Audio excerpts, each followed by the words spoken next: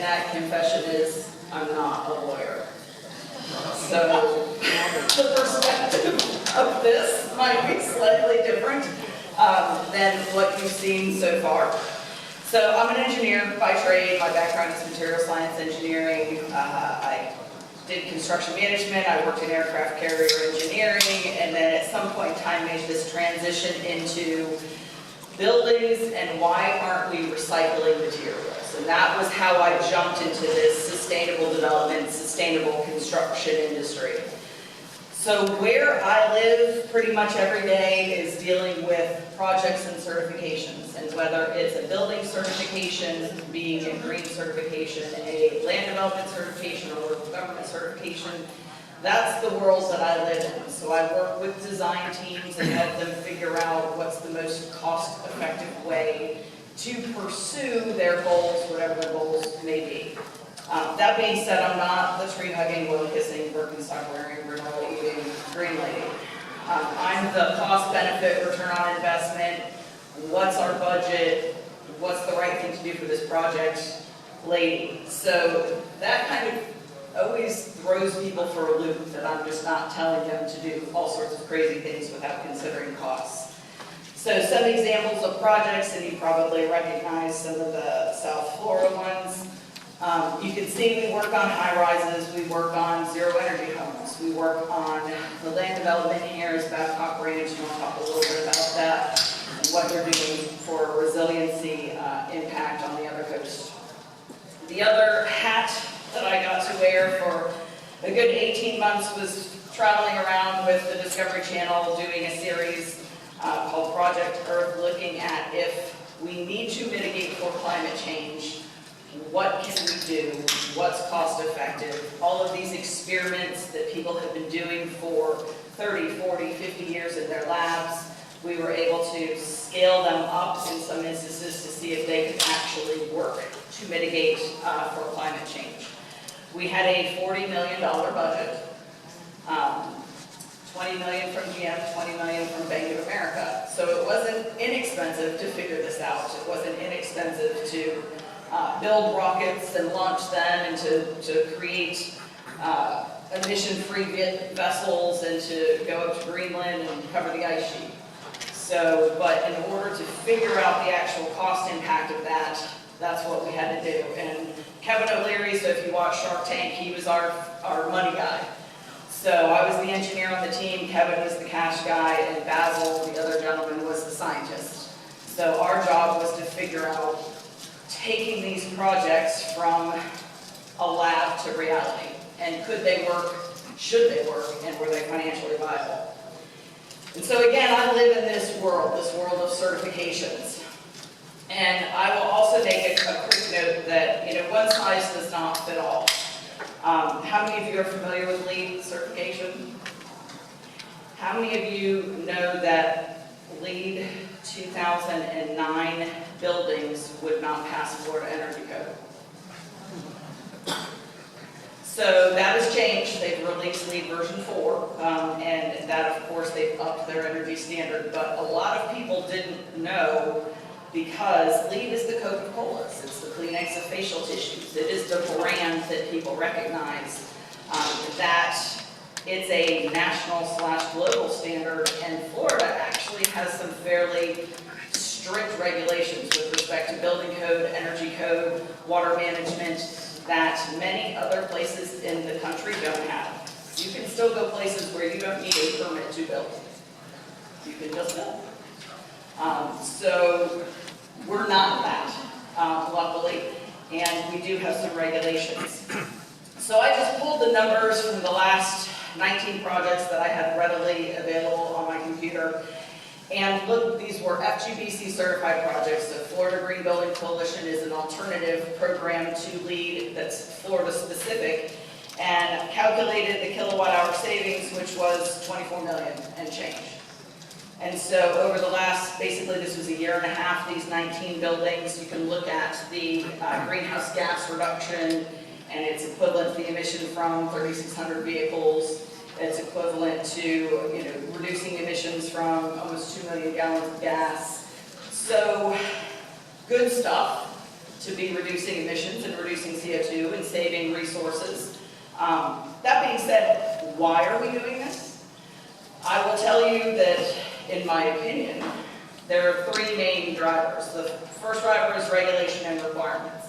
So for the most part, the projects that I'm aware of in Hollywood, Hallandale, South Florida in general, and Miami are doing this because it is required. There is a local government, an ordinance, or someone that has said, you will do this. And if you don't, this is the corresponding impact. And in some instances, that impact can be very costly, much more costly than actually certifying a green building. So that seems to be, in my opinion, one of the key drivers. Another one would be funding sources / financial partners. I think, Corey, you probably could speak to that. We're working on a project, it happens to be in Lavelle. Low income, affordable housing, and one of the funding partners said, you will be green. Or one of the loans, I'm not sure which one it is, but it had to do with money, the money bag. You're the money bag picture. And then corporate culture. So every once in a while we do get to a client who's very interested in just doing the right thing. And regardless of not necessarily extraneous expense or regardless of regulations, they're going to do the right thing. And we have some of those folks. Gables Development is one down in this area where corporate culture is they certify every project green, period. They don't care if it's required or not. That's just part of their corporate culture. So you see all of these different driving forces, I guess not too many driving forces, but obviously the regulation works. Now, again, I'm an engineer, I'm a contractor. You, government, telling me what to do, we're not fans. But that being said, we do know that it works, and someone's got to do it. We don't always have a good plan, and so these are some old pictures I've had for a while, and not that high density is bad. I mean, high density is good. It takes up less land, but I would feel quite a bit claustrophobic here. And when we group people like this, and then we decide that this is how we have to have shopping with giant parking lots that, as Aaron showed us a picture, get flooded and your car goes underwater. When we group our houses and group our shopping, we end up with this. You all live it. This is lovely, and this is my welcome to California slide. So, from a resiliency standpoint, well, what happens if there's an earthquake and this road goes away? How much business stops? And so it's one of those things that when talking about Big Pine and elevating the roads, I'm thinking, talk to the hotel folks in Key West and say, what are you going to do if half your clients can't get to you? That's lost revenue. So there's a value in having a resilient road because your business depends on it. Now, it's a little bit threatening, and I'm sure there's some legal, I mentioned I was not a lawyer. I'm sure there's some legal issues with doing that kind of stuff. But to me, I just look at it like, this is your business. And you need to maintain your business. We don't always have a good plan. Someone thought this way to retain stormwater was sexy.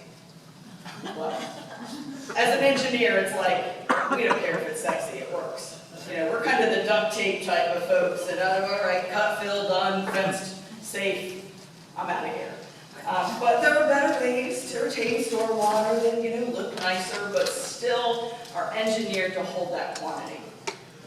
When we look at what I call a picture of new urbanistic utopia, where we have multimodal transportation and walkable streets and shade and trees, and this is where a lot of planners envision us going. And the reality is, we had this as a plan. This was our reality. And someone decided that this wasn't how we should be doing things. And we moved away from this, and we moved to centralized systems. We moved to power plants, we moved to central sewer and water, we moved to centralized systems versus having everything somewhat decentralized. So sometimes we have a good plan, and for some reason it goes away. And I would say in this case, a lot of it went away because there were some powerful people who really wanted the automobile to be the thing. So, it goes back to money, and I hate that it really does, but that's why this was pushed away. because there were some powerful folks that wanted it to go away. So we deal with sustainability, or I deal with sustainability, and it is this balance of economics and environment and society. And that's what a lot of green folks tend to forget. They really weigh in heavily on that environmental side without saying, well, if you go bankrupt, there's not going to be anyone there to save the environment. So there has to be a balance. And we know, again, we're driven by money, or business, private industry, driven by money. It's not great, it's unfortunate. And this is a demonstration of one of those driven by money decisions. We export electronic waste. A lot of countries export electronic waste because we don't want to deal with it. But we send it to third world countries, and guess what? Kids dig through the trash to get the heavy metals and the precious metals out of the electronics, and that's how they make a living. This would not be acceptable to us in this country, but we're okay letting it happen somewhere else. So that's a financial decision, which is not a good social decision from a standpoint of sustainability. Looking at materials, and that just goes back to where I come from fundamentally as an engineer, the amount of stuff we take out of the earth versus the amount of stuff we turn it into, only 7% ends up being usable stuff. 93% is waste. And so there's this whole concept called industrial ecology, which takes one waste stream and makes it as the input to the next manufacturing process. And you do tend to see that pop up periodically, but not as much as we really should. And so again, it's this mentality of sustainability and saying, okay, our future is at risk. What do we have to do to mitigate for it? Versus looking at resiliency and saying, the future is coming. And so we need to adapt. We need to make sure that we have the strength to persevere, but the question is, who pays for it? And so I think I've heard that, which I'm glad to hear. It's not just going to pay for itself. So there's nothing sexy about replacing sewer pipes. I mean, they're just not, beautiful towers and beautiful flowing waterways, and there's just nothing sexy about it. So when I look at the evolving global risk, and I know that you cannot read this, but I will just say that the blue, this goes from 2007 to 2017. So left-hand side, 2007, 10 years worth over to 2017 on the right-hand side. The blue is economic. The green is environmental. So we've shifted, and I hope you can see this visually, from economic concerns 10 years ago to more environmental-based concerns in the last 5 years, 6 years. And so when you look at what these major issues are, so in terms of likelihood versus terms of impact, and again, I know tough to read, small, and I blow it up here, but water is really one of these parts. So you can see water crisis in the top left. Issues that we're saying is not only likely, but it's going to have a huge impact. So, and again, this is really fresh water. I know we deal a lot with stormwater, but we also do deal a lot with fresh water as well. So my MBA does have a plumbing code. It really cuts water use by about 40%. When people say low flow, they still think EPA maximums are low flow, and there are lower things out there. When we look at extreme weather events and natural disasters, again, high likelihood and high impact. But you'll also see on this terrorist attack, and you'll also see cyber attacks and things that aren't necessarily environmental. So when we talk about resilience, it's not just an environmental issue. It spans, and I think that was alluded to, many different components of what is your issue specifically. So you have to look at your location, you have to look at intensity, you have to look at impact. And so this happens to be a port, and this port was assessing what's the impact of a terrorist bomb, what's the impact of an earthquake, what's the impact of flooding. Because those are the things that will keep them resilient and up and running in the case where something happens. Now, what's the most likely? Most of us don't necessarily have to think about a bomb happening at our port, but Miami does. So we have these issues. And historically, we have been very, very reactive.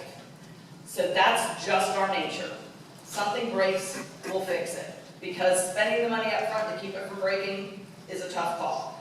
So switching to this proactive versus reactive is change, or a huge change in mindset.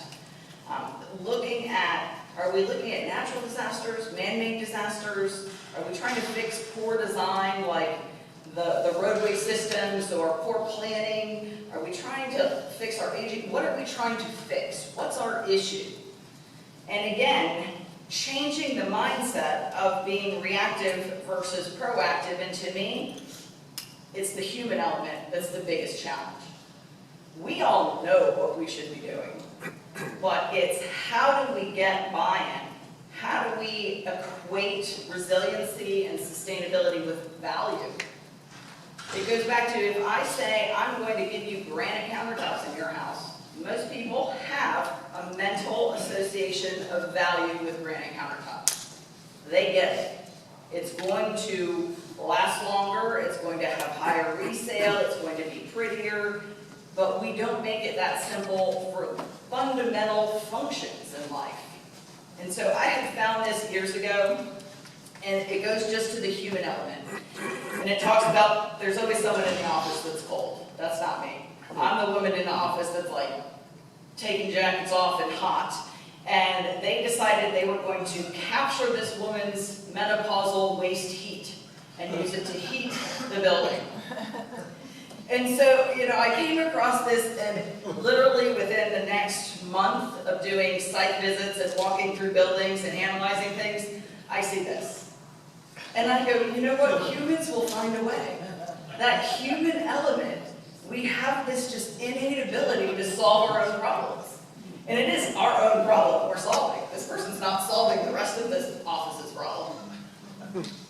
And so who are we trying to convince? And I go back to, the tree hugging, wheel kissing folks, okay, fine. Well, a lot of those people are baby boomers now. So with respect to sustainability and green building, it's not necessarily difficult to convince, because between those folks and the millennials, we have a lot of people on board. Now, that doesn't mean they're willing to shell out a whole bunch of extra money up front, but they get that there is a value to it. You've got the kind of redneck hunter dude and the hippie tie-dye wearing dude, both with the same goal.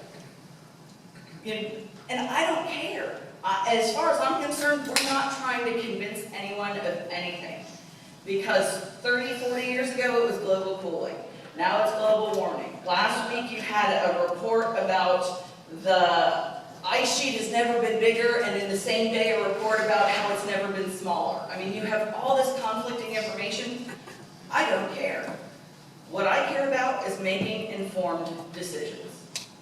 We know that how we've done it before isn't necessarily the best way to do it again. So let's solve the problem. You don't have to buy into any of this stuff to solve the problem. And that's probably where I differ significantly. I'm okay sitting in a room full of contractors that are, way super Republican, and I'm okay sitting in a room of environmental folks that are way super Democratic. I don't care, as long as you do it. We know what the right thing to do is. And my profound, probably, issue came with, or my epiphany, so to speak, came because of water.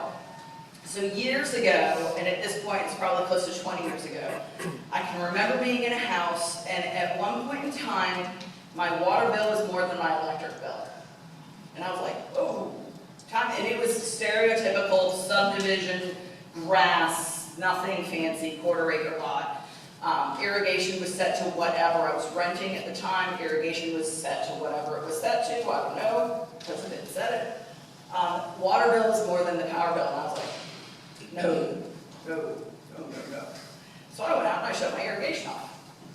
And then I proceeded to get letter after letter after letter from the Homeowners Association saying that I needed to turn my sprinklers back on, and we've fertilized your yard. Please turn your sprinklers back on. And I'm like, you know what, you're not paying the bill. Let me get rid of the turf and plant some native vegetation, and then I won't have to worry about it.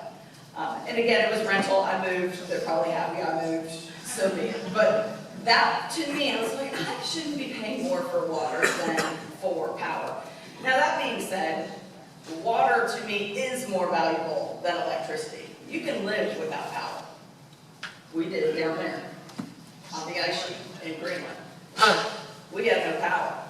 And when you wanted water, you had to go get it. So there was no tap to turn on. There was no infrastructure available to you. You had to literally, during the melt season, walk through the equivalent of a slushie. So you are sinking to your knees every step you take. Go smash through the ice or get down to the melt lake. Collect your fresh water in 5-gallon buckets and carry it back to camp. So all of a sudden, everything you do and how you do it changes. The first night I was out there, we had a kitchen tent. There were a group of us, and we had people that had done Antarctic explorations before, and it was some sort of pasta and bread for dinner. And I saw those guys keep this piece of bread until the end of their meal, and they proceeded to then wipe their plate with the bread, so it was pretty much spotless. And then, I'm done with my meal, and it's covered in sauce. I'm like, okay, who's doing dishes? It's like, oh, you're doing dishes. And not only are you doing dishes, you're doing dishes with the water you just had it lugged from 5 miles away. So all of a sudden you realize why they cleaned the plate with their bread was to use the least amount of water to be able to clean their dish. And again, flashbacks to like camping with my father, and I was like, duh. But those types of things impact how you react in life. Now, I can tell you, after being out here for a couple of weeks, that I was not concerned about water when I got back to take a shower. So, after I had my daughter, someone asked me, they said, wasn't that, by the time you have a baby and then a couple of days later they let you shower finally, and someone's like, wasn't that the best shower you've ever had? And I was like, not even close. After being out there for 3 weeks with no facilities, the best shower I had was back at camp at the airport, 45 minutes, hot water, with a 6-pack of beer. That's the best shower I ever had. I never realized how much I loved hot water until I took that shower. And how much I love beer, yes, but it was really easy to keep beer. I mean, we did bring beer out to the ice sheet, but it went very fast. It was easy to keep it cool. You just smacked it down in the ice. It's like the world's largest ice chest. It's great. But that being said, again, everything did have to come off the ice. Everything. So, you just learn how to do things different when you have limited resources. And until we get to a situation where people wake up multiple times in the morning and go to turn on their faucet to brush their teeth or get water for their coffee, and it's not there, that doesn't connect. God bless America that we are in a place where we have resources which are abundant and inexpensive. Go to the Bahamas. Here you go. If you don't catch your water, you don't have water. Period. And guess what? It used to be like that in Florida. This is Boca Grande. This is an old DuPont family house with 2 10,000-gallon cisterns under it. Because back in the day, if you didn't capture it, you didn't have it. And so again, we went to Centralized Solutions, very inexpensive, but people don't get the value and the actual cost of these resources. And a lot of it is because we don't keep it simple. So the easiest comparison I can say is mile per gallon. Most people get what mile per gallon is at this point in time. If I tell you my car gets 18 miles per gallon or my car gets 119 miles per gallon, we have a feel for which one is more efficient. Anyone? 119? A little bit more efficient. Both are beautiful vehicles. Both very expensive vehicles. But, we get that. That is a quantity we understand. when we're working with, this happens to be a military base, we were trying to figure out how do we make it that easy for them. And what we did was we grouped their buildings by type. These are schools, these are office buildings, these are hospitals, these are grocery stores, and said all of these like buildings, here's where it should be operating from an energy standpoint. Here's 3 standard deviations so that we could look back at a map very quickly and see if we had any red highlighted buildings, we knew they were operating out of 3 standard deviations. Someone needed to get over there and find out what the problem was. Visual, simple, colors, so I guess not simple for someone who's colorblind, but it worked for most of the folks there and it made sense to them. Oh, okay, we're operating in the green range, we're in yellow, we're in red, we need to do something about it. And again, being the engineer, I look at infrastructure, and I look at all of the things that bring me water and take away the stuff that I don't want with water, and bring me power and what they do for me. And again, the expectation is it's just there. Yes, there's an impact fee that you pay. Yes, but the maintenance of it, astonishing. And we've all seen, does anyone know what the left-hand picture is? Tampa people? Bayshore.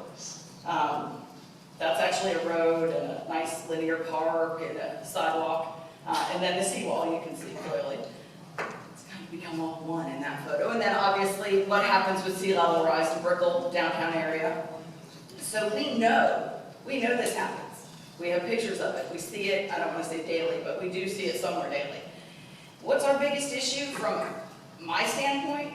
Again, it's the infrastructure, the aging infrastructure. And it is much more difficult to fix what is there than it is to build it right to begin with. I can build new green buildings all day long. I can put in high efficiency pipes, durable pipes, I can do that all day long.